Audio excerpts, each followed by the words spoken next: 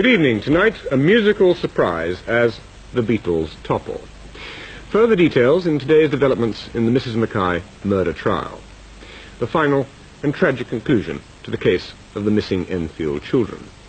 And an interview with a man who has led Kent cricketers to victory after 57 years. But first, hear this.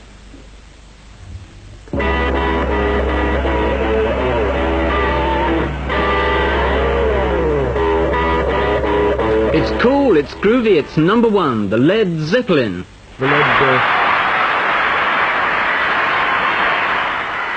The what? The Led Zeppelin, but I'm afraid that you and other dads like you, Bob, may never have heard of them.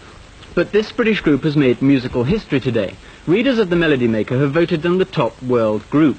The significance is that the Beatles have held this title for 8 years. But now, the Beatles are out. 8 years ago, the Beatles were 4 clean-cut and clean-shaven young men who had a happy knack for songwriting. The tunes they wrote and sang were evergreens, as hummable and as immortal as I'm Dreaming of a White Christmas and Autumn Leaves.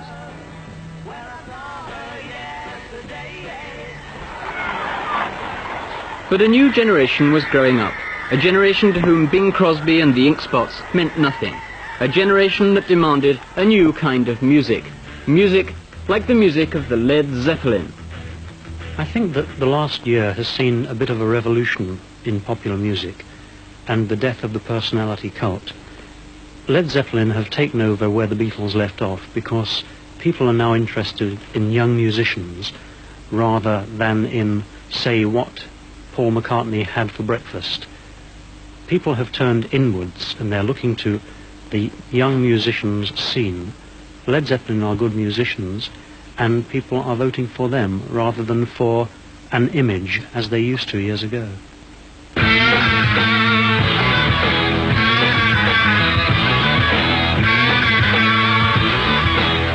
Beatles ran for 8 years, and when one thinks of a song of theirs, Yesterday, which had all sorts of variations played upon it, do you think as musicians you'll be able to last as long as 8 years? Do you think you'll be inventive enough?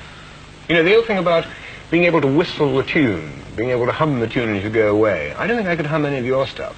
No, but I think it's changing. That's the main thing, you see. I think that's why the awards have changed, because the kids are changing for a start. And so is the music changing. I think, well, there's already a single out of Whole Lot of Love, an orchestra playing it, which is quite interesting, really. The flute plays what the lead vocal would do. So you're saying that your fans don't necessarily want to whistle the tunes, to hum the tunes. But they're much more sophisticated than, you know, my generation. I think so. Well, not in that sense. I think these days that let's say the public, you know, it's not just say the kids, because we've had sort of all sorts of people at concerts, you know.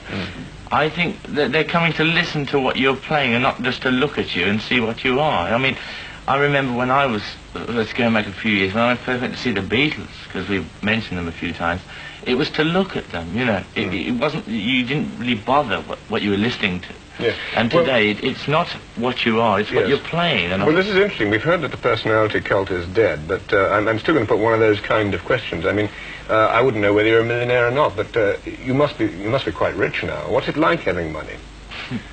Well, John's laughing because I think I must spend a good £5 a week, and I think goat and chicken food. This is keeping your goats, right? Yeah. In Kidderminster. Yeah.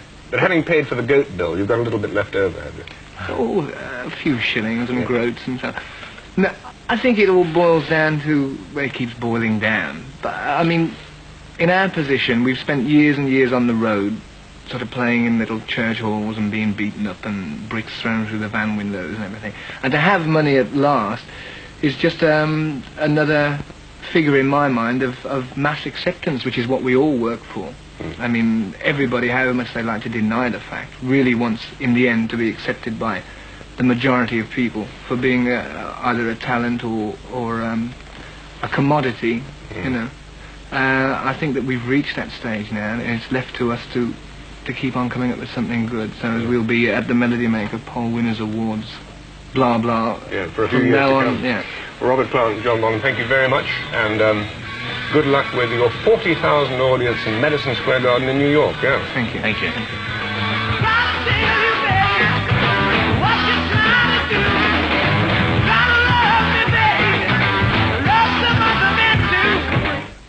Led Zeppelin voted by the fans the world's number one group, and first time actually on British television. Now, a matter of cause for concern for southeast anglers. There's